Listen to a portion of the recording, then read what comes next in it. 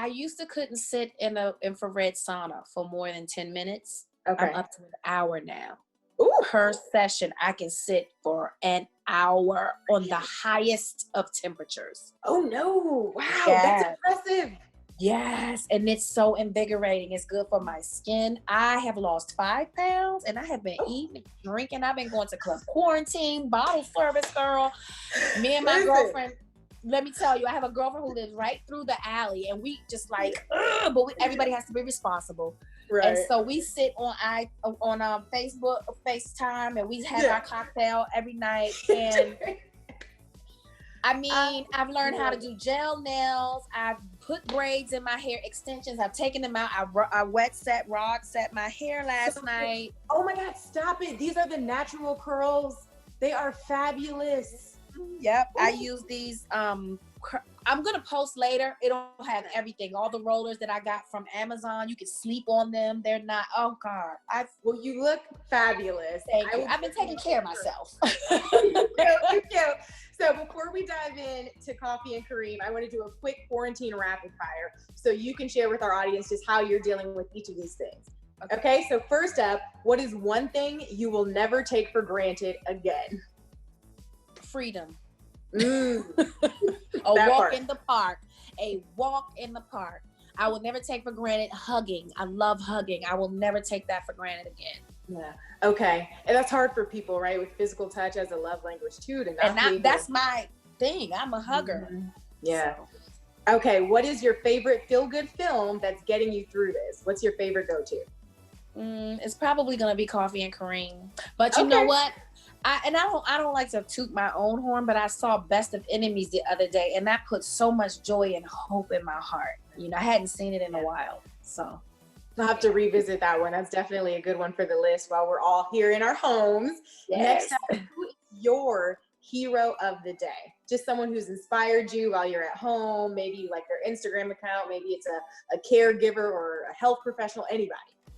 Who has inspired me while I've been at home? Oh God, it's so many people. I follow a lot of alkaline pages, and they put up some of the most inspiring quotes.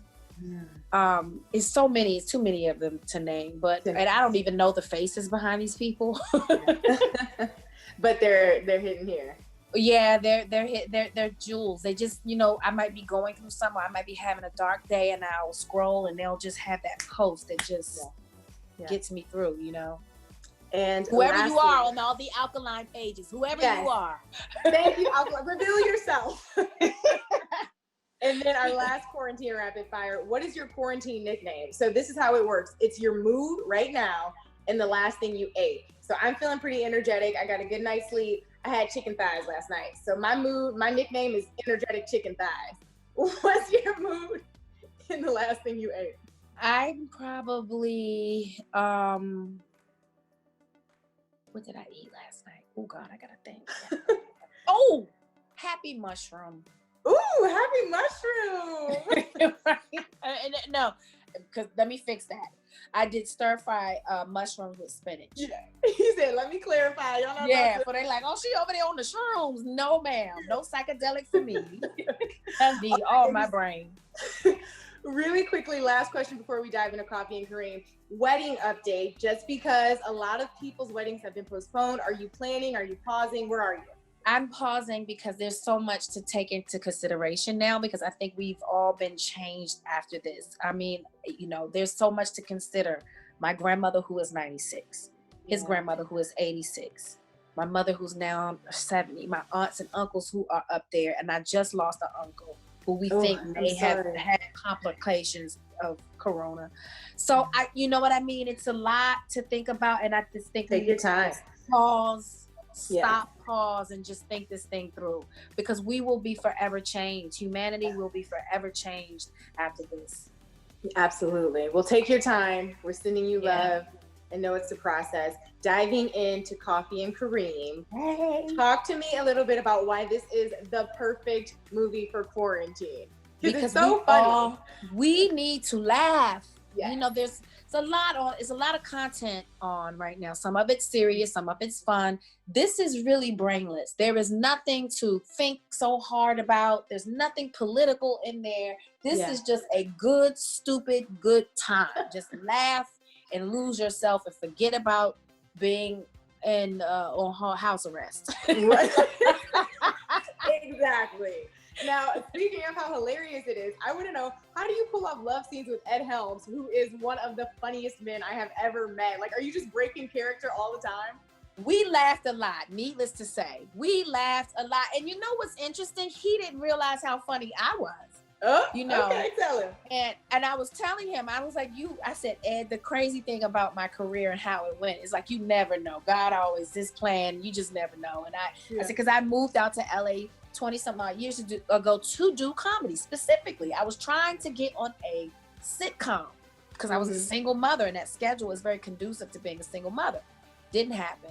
I started out on Sister, Smart Guy, Parenthood, you name all those. All the classics. Back then, I did them all.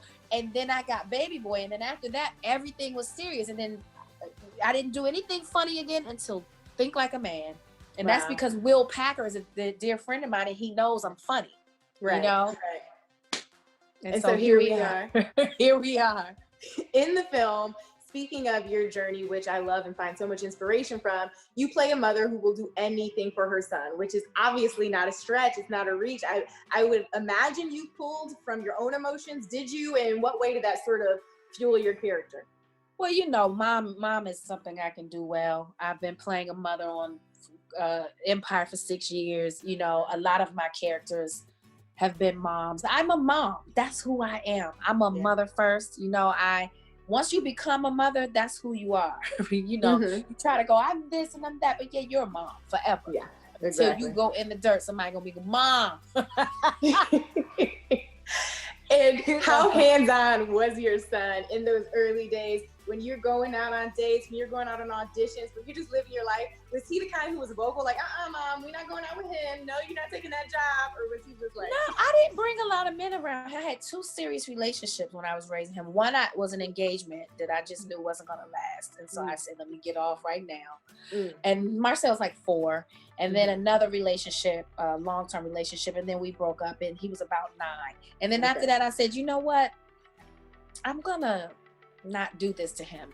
You know, because the last one, they really bonded and he cried. He was broken. And I was like, if the next one isn't doing this, then I'm not doing this to my son.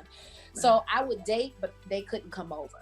You know what I mean? Okay. I'll meet you there. I'll meet you there. Where we Pick headed? me up on the corner, around the corner, down the street. You know? But yeah, I just didn't want to have those issues with my son. I didn't want him to feel like his castle, he wasn't the king of his, you know, the prince couldn't be king. But you know, yes, I was very funny about that. Well, you got that ring now.